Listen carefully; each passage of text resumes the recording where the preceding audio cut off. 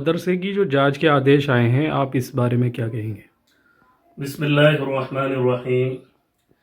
देखिए, सबसे पहले तो मैं ये बतला देना चाहता हूँ कि मुल्क भर के जो मदरसे हैं या मदरसे के अंदर जो पढ़ाने वाले या पढ़ने वाले हैं, मज़हब इस्लाम की तालीम दी जाती है, इस्लाम की तालीम दी जाती है। और मज़हब इस्लाम नहीं सिखाता कि किसी को तकलीफ़ पहुँचाई जाए। मज़हब इस्लाम इंसान तो दूर, जानवर को भी तकलीफ़ देने के लिए मना करता है। और अगर कोई ऐसा शख्स है जो किसी को तकलीफ़ पहुंचाता है तो मज़हब इस्लाम के अंदर उसको बुरा समझा जाता है। और आजकल न जाने क्यों मज़हब इस्लाम को आतंकवाद से जोड़कर देखा जा रहा है, ये सरासर गलत है। जहां तक जांच के आदेश हैं तो हम इन अपनी सुरक्षा एजेंसियों का स्वागत करते हैं कि वो आएं और आकर देखें, और देखने के बाद में देखें कि हमारे इन इदारों के अंदर क्या हो रहा है।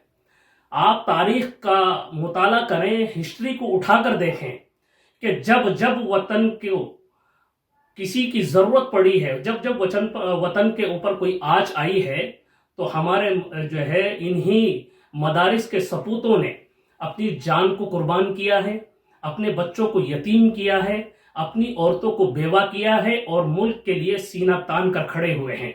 और आज भी यही वो मुसलमान हैं कि इस मुल्क के ऊपर कोई आँच आती है तो मुसलमान सबसे आगे नजर आएंगे, ये मदारिस वाले सबसे आगे नजर आएंगे।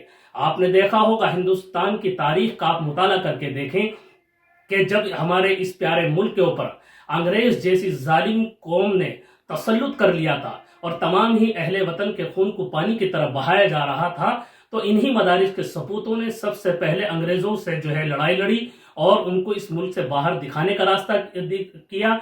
और आज भी अगर हमारे इस मुल्क के ऊपर कोई आंख गाड़ कर देखता है या बुरी नजर से देखता है तो ये मदारिस के सपूत सबसे पहले और सबसे पहले सब में नजर आएंगे।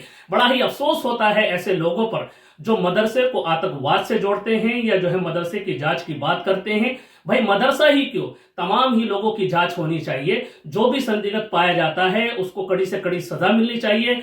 आतंकवाद का कोई मजहब नहीं होता और मजहब इस्लाम आतंकवाद का सख्त मुखालिफ है। तो हम हुकूमत हिंद से, सुरक्षा एजेंसियों से भी ये मांग करते हैं कि जो गुनहगार हैं उनको किसी कीमत पर छोड़ा नहीं जाए, और जो जालिम हैं, जो लोगों को तकलीफ पहुंचा रहे हैं, जुल्म कर रहे हैं या बम ब्लास्ट कर रहे हैं, उनको किसी कीमत पर बख्शा नहीं जाना चाहिए।